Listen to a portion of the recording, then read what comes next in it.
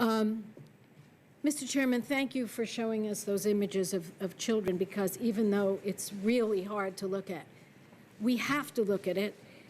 Children gasping for air, young bodies lined up in a row should shock the world. And the failure to act, I think, gives license to the Syrian president to use these weapons again. And it sends a terrible signal to other brutal regimes like North Korea. And can I thank you, Secretary Hagel, for bringing up the issue of North Korea in your opening statement, and Secretary Kerry for your bringing it up. I mean, how many of us have been there to the line where we see thousands of our troops standing there just a stone's throw away from North Korea? We need to think about it. Maybe because I'm from California, I tend to look at Asia. But this is very serious. We've seen that danger up close when we go to that line. Now, since I came to the Senate, I voted against the Iraq War, but I did vote for the use of force against Osama bin Laden. I voted to support airstrikes against Serbia, but I vocally opposed the military surge in Afghanistan. So I approach this Syria issue in the same way I approach those, with a very heavy heart and a very independent mind.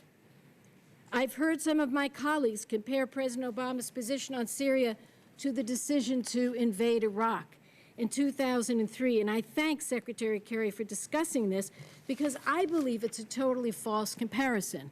And I know it's been mentioned before. You drew that line again. In Iraq, the Bush administration prepared to invade and occupy a country with well over 100,000 troops. In this case, the president's been clear: no ground invasion, no occupation. We'll have that in our resolution. So why should we take any targeted action against Syria? Not only is it important to keep North Korea in mind, but also allowing the continued use of chemical weapons to go unanswered makes it much more likely that we'll see it used again in Syria, and we'll see it used maybe elsewhere, and terrorists could obtain those and use them on America or our allies or our troops. Use them, for example, against Israel and other friends.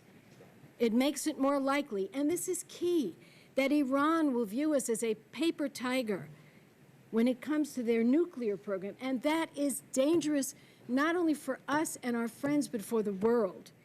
Now, in 1997, the Senate supported a ban on chemical weapons by a vote of 74 to 26. Shouldn't an overwhelming vote like that mean something? Shouldn't the Senate stand behind its words and actions? And then in 2003, we passed the Syria Accountability Act by a vote of 89 to 4. I wrote that bill with Senator Santorum.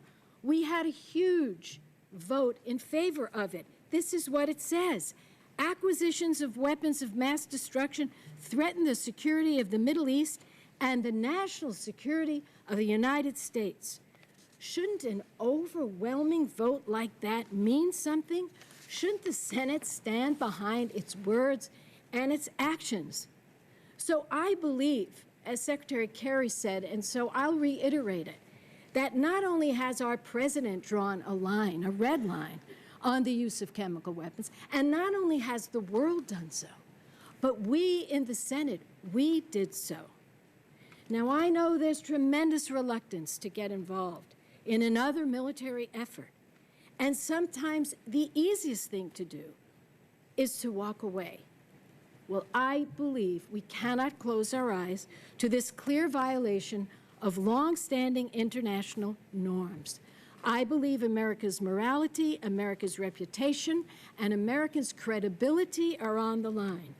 I applaud this administration and our president for coming to Congress. I applaud those who asked him to come to Congress. It's the right thing to do, and I will support a targeted effort, but not a blank check, to respond to Syria's unspeakable deeds to gas its own people to death.